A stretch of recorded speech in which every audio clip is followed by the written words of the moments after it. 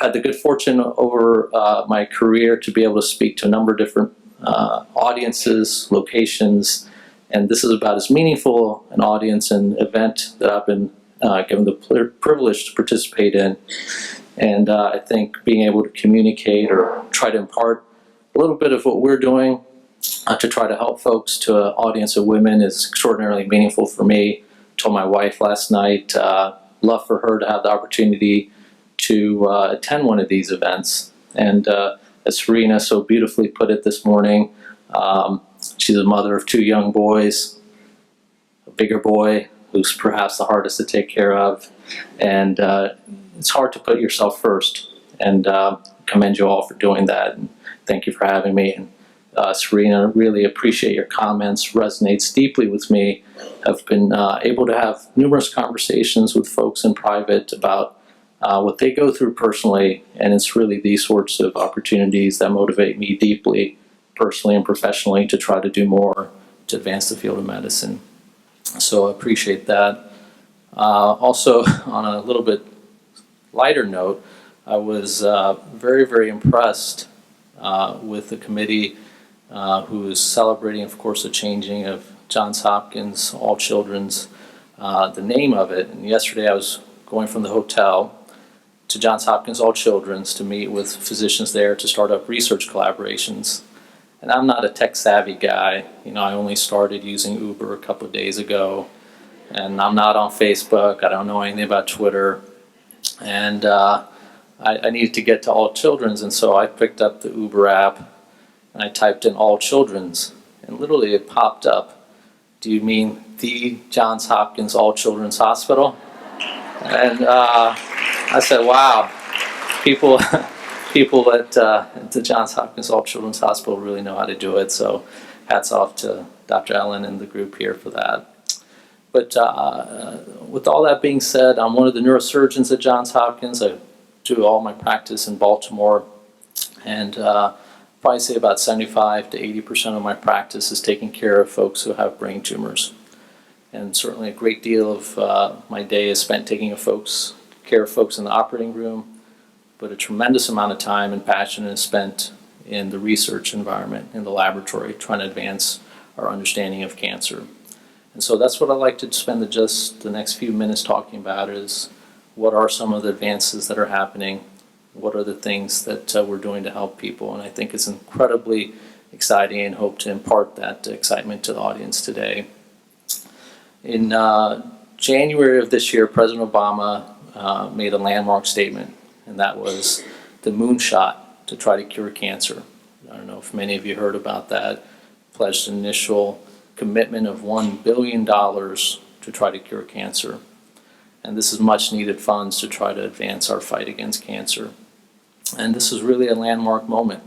Just a few days ago, we were able to celebrate Vice President Biden, who visited the Johns Hopkins East Baltimore campus to help inaugurate the launch of the Immunotherapy Center at Hopkins, made available through a generous number of gifts that totaled $125 million. And so for those that follow the cancer field have probably heard about this, really immunotherapy, using the immune system to fight tumor cells, fight cancer cells, revolutionizing the way we take care of so many different types of tumors and cancers, attempting to prolong life and cure people that previously had no options. So incredibly exciting. And so when President Obama made this commitment to make an incredible impact on the way we take care of people with cancer, the reason I think it's appropriate or more appropriate to think about that as a tangible goal now versus what was done many years ago when President Kennedy launched the war on cancer is because our understanding of the biology and the science is rapidly accelerating. One of the reasons I've dedicated my life to working on cancer is because it's something that affects all of us. Heard about personal stories this morning from Serena of friends, family, associates, acquaintances, all that are touched by this. And the numbers are incredibly staggering. This year alone, 600,000 people are estimated to pass from cancer in the United States. 1.5 million people are estimated to be diagnosed with cancer this year alone in the United States. By 2030, cancer is predicted to be the #1 leading cause of death in the US, with over 2 million people diagnosed and over 800,000 people succumbing to their disease. And these are daunting, staggering, almost depressing numbers. But the reality is I don't think there's been a greater time for optimism and hope for folks who are battling cancer, being affected by cancer than today. And that's really the message that I hope people leave with, is that there are numerous people, countless people, working tirelessly at Hopkins, other institutions around the world to make those numbers more tolerable, to provide more hope for people. And one of the areas that I think is incredibly exciting is the arena of personalized medicine. And so this has become more popular in the lay press. You may have read about it, Wall Street Journal or New York Times. And the concept is very, very simple. And that is that we know that almost any disease affects each of us differently. Whether it's a simple cold that you get from your child, the child may get over in a day, but we may struggle with it for a week, or something more serious, like heart disease, diabetes, or cancer. And what we've understood with cancer is that it's really not one disease. It's actually a multitude of diseases, actually innumerable diseases, and each person has a different cancer, even though the diagnosis may be the same. What they experience emotionally, physically, biologically is very different. And we're now at an era where we're able to understand these differences at the molecular level. What do I mean by that? Well, at the turn of the century, after 15 years of work and about $3 billion of investment from public taxpayer dollars, in my mind, one of the greatest accomplishments of modern science was performed, and that was the completion of the Human Genome Project. And why is that such an astounding feat? Well, every cell in the body has DNA. And what is DNA? DNA is sort of the genetic code. It tells every cell in the body what to do. Incredibly complex. 3 billion base pairs. And every cell has it. And this genetic material, this DNA, is organized in the cell in very reproducible ways. An analogy that I often like to use to describe it is an encyclopedia. So these 3 billion base pairs were organized into 46 encyclopedia books. All of us get 23 of these encyclopedia books, or chromosomes, from mom, and 23 from dad. And each book is organized into 1,000 pages. And in each page are 1,500 characters. And this is in every cell in the body, incredibly complex. And scientists were able to decipher what is it that makes up these 46 encyclopedia books. And what's amazing is that we've begun to understand that a cancer cell that previously was completely normal, completely healthy, functioning as it should, turns abnormal, starts growing, replicating in ways that we don't quite understand because of just a few mistakes in this encyclopedia. In pediatric cancers, it can be as few as 1 or 2. But for most cancers, it's as few as 40 mistakes. So what do we mean by these mistakes? It could be a missing apostrophe, missing comma, a page that's duplicated, 2 pages that are missing. And so if I challenge the group today to work together to pour through an encyclopedia of 46 books to pick out the 40 mistakes that exist, we could spend our entire lifetime together and never find all 40. But now the technology is at a place where we can do this. It cost $3 billion at the turn of the century, 15 years. Today, it can be done in less than a week and costs a few $1,000s. And so that is an astronomical difference in understanding. And we now understand cancer at a breadth and depth that has never been able to be done before. So the real question is, how do you apply this technology? I'm a clinician, I'm a surgeon, I take care of patients. And really that's why I love science, is because it's a tool, a mode to help people. So there's lots of ways to use this, and it is being implemented. And one of the ways we're using this is the concept of a liquid biopsy. And that's one of the focuses of our group. been blessed to be able to work with a number of extraordinarily brilliant scientists at Hopkins and around the world on this concept. And that's what I'd like to share the next few minutes, or how we're applying this technology to help people. So the concept of liquid biopsy is very simple. What does that mean?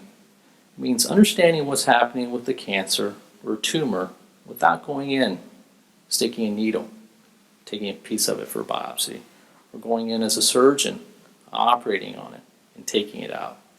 Why is this important? We've all had procedures by our physicians, whether it's a simple blood draw or as invasive as surgery. All of these things have risks associated with it. So we want to do things that are minimally invasive, minimally risky. So finding ways to detect and track cancers without having to do invasive procedures is of potentially obvious importance. But it goes beyond that. It's the core of the understanding of the disease itself. So when we do a biopsy, we take a very small sample, oftentimes the tip of my finger, and we often able to make a diagnosis, get a lot of useful information, but we're beginning to understand that the insights that a biopsy gives us is limited. And why is it limited? It's limited in several reasons. One is that if an individual has a cancer that's deposited itself in 3 areas, say the brain, the lungs, and the bone, we now understand that each area behaves very differently. And so if someone has a biopsy of their bone mass, it actually could be quite different from what's going on in the lung and brain. And why is that important? It's important because we need to be able to treat all those areas effectively to be able to maximize our chances for cure, maximize our chances for long survival. And so these cells that lodge in different parts of the body can behave very differently, can have different ways of being sensitive to medicines and different ways of being resistant to medicines. So having a way to understand that heterogeneity is very, very essential. Another concept that we've begun to understand is, say that there's only one mass. We just do a small biopsy of that one mass. Even in that one area, the cancer cells are very different. So it's like taking a bag of M&Ms, put your hand in there, grab a few, take a look. You have 2 blue, 3 green, 4 red M&Ms. But if you were to put your hand back in there and sample another time, you're probably going to get a different set of M&Ms. Okay? The reason is there's differences in that bag of M&M, and you're just sampling a little bit, but it may not be representative of the whole bag. Same thing with these cancer cells. So we get an idea, very, very important, but not necessarily giving us a whole picture. So the idea of a liquid biopsy is to try to encapsulate, try to understand the entire picture without having to do invasive procedures. And the one concept that's very simple that we have all probably remembered from high school biology is that our blood supplies oxygen and nutrients to every cell in the body. Every cell in the body needs it. And so the questions that we began to ask is that, do cancer cells that need the same oxygen that healthy cells, the same blood that healthy cells, do they shed things into the bloodstream that give us insights into what's happening into these cells at the very molecular level? And the answer is, amazingly, yes. That we're able to get a global picture. It's not 100% perfect. It needs a lot of work to be done, but the principles are there. And what does this mean? Well, it means that we have new opportunities to intervene, hopefully sooner and earlier, to help people. And so I'll talk to you about a few different applications of this concept of a liquid biopsy. The marker that we look at, that tumors shed into the blood or other fluids, is DNA markers, but other scientists use RNA or protein or all sorts of other things. And all of these technologies are complementary. And all of these are building a basis for being able to help people in the future. And the specifics really are not that important. So we began our efforts a few years ago by looking at a panel of around 620 blood samples from people who had cancers from all over the body: brain, lung, colon, skin. We asked a very simple question: is it only certain types of cancers that shed into the bloodstream? 1 or 2? Or is it really a large number? How broadly applicable is this approach? And amazingly, the vast majority of the cancers that we tested actually did shed molecules that we wanted to detect into the bloodstream. So that gave us great hope that this was a technology and approach that can impact large numbers of people. But again, it's not enough to just say, this is the observation. How do you help people? So one of the ways that we think we can help people is by understanding drug resistance. What is this? We know that when people get cancer, we give them medications or chemotherapy. But that unfortunately, in some cases, the cancer stops responding. That the cancer finds ways to become resistant and escape the drugs that we're giving. And currently, the best way we know how to detect this recurrence is to watch people. See how they're doing clinically. How do they feel?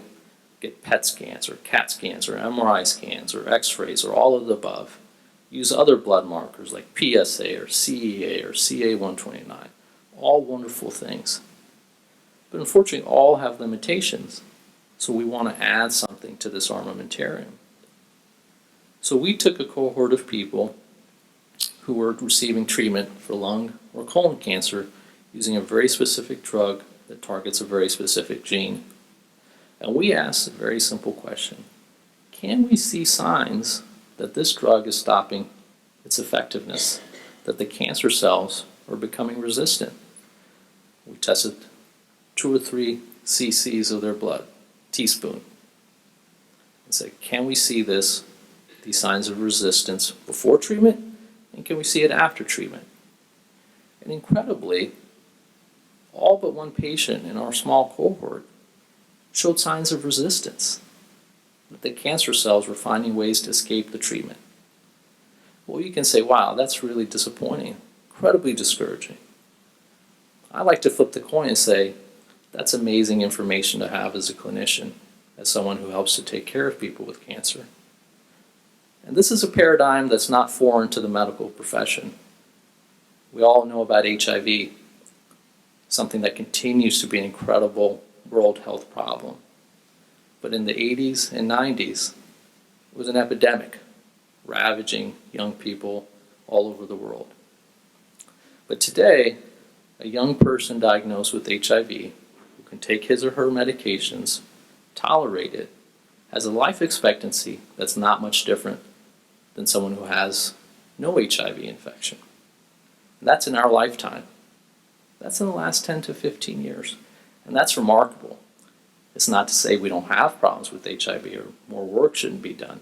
Of course not. But it's progress in a monumental and significant way. Why do I talk about HIV?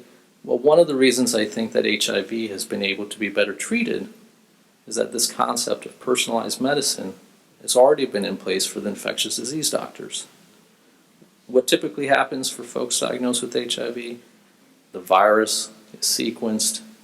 They understand for that particular patient's infection, what are the Achilles heel for that virus? What are the drugs most likely to help that patient? And what are the drugs that are least likely to work for that virus? The ID doctors treat the virus with the medications most likely to work, don't give the ones that are likely to fail, and they monitor it. And they monitor the virus to see if it's developing ways of developing resistance, escaping the drugs. And that infectious disease doctors say, listen, we see early signs of resistance. Let's modify the drug regimen. And so we're fortunate that for HIV there are lots of very effective treatments now. But this is a paradigm that I believe can one day be implemented for cancer. That we can have mechanisms of doing blood tests or tests in other body fluids, ways of saying the cancer is evading the treatment this person is getting today. Why don't we change it before it gets out of control? Why don't we offer new therapies to try to control things? And so I feel like this liquid biopsy is one potential hope for that type of application.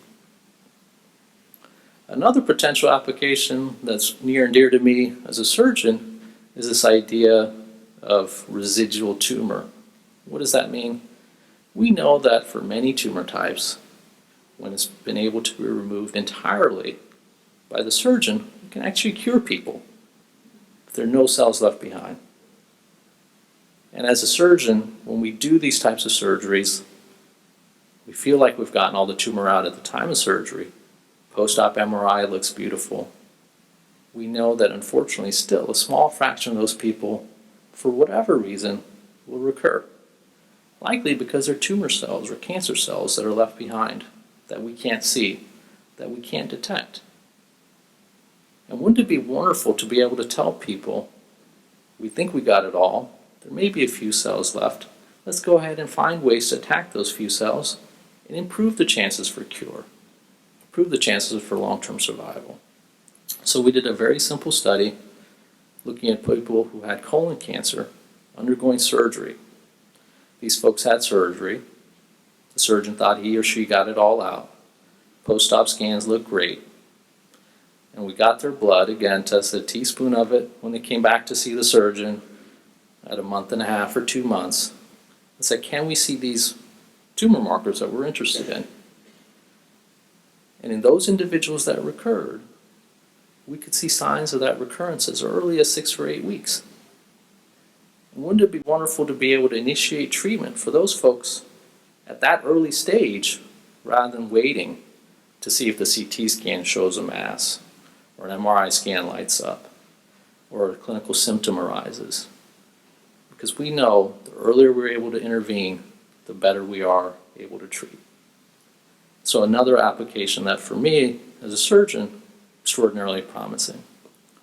But while all these applications are exciting, I think the one that's most promising, the one that has the highest potential to help people, is with regards to screening. So what does screening mean?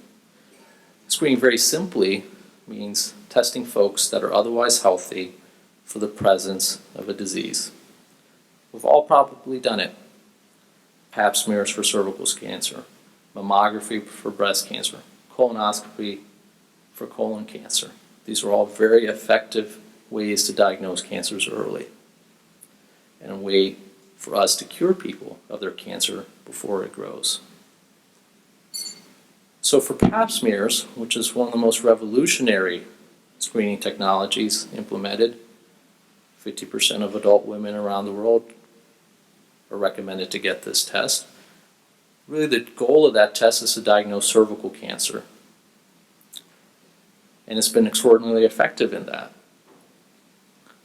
But when the test was originally described in the mid-1900s, they thought that they're actually discovering cancers of the uterus. But future studies said no, it's only the cervix and cancers arising there that we're able to detect. But we know anatomically the ovaries, fallopian tubes, the uterus are all connected to the cervix. And the cervix is where the gynecologist performed the pap smear. So we asked a very simple question.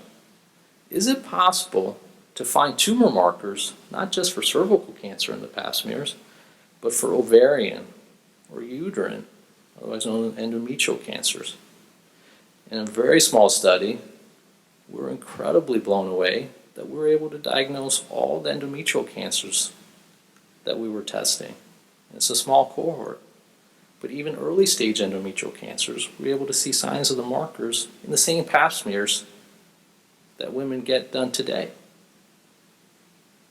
That we're able to see signs of half or so of the ovarian cancers from women that these pap smears came from. So incredibly exciting technology for me and for those that work on this, because this has a potential to help thousands of women, millions of women around the world. Endometrial cancer, fourth most common cause of cancer in women, has no screening test. Ovarian cancer, same thing. But I caution the audience to know that screening, of course, is the last thing that we're able to implement because it has the highest threshold. Tests that 50% of the adult population gets should do no harm, first and foremost. So it needs lots of information to make sure it's accurate, it's sensitive, doesn't harm people, but does detect what we think it's detecting. So it's going to take lots of years, lots of studies. But the message I want to leave the group with here today is that of hope. That these technologies, that these efforts from countless people around the country, countless people around the world, working tirelessly day and night, literally, that there is this hope, and that these technologies will come available, and that they will help people, and that we'll continue to win this war on cancer. Thank you very much.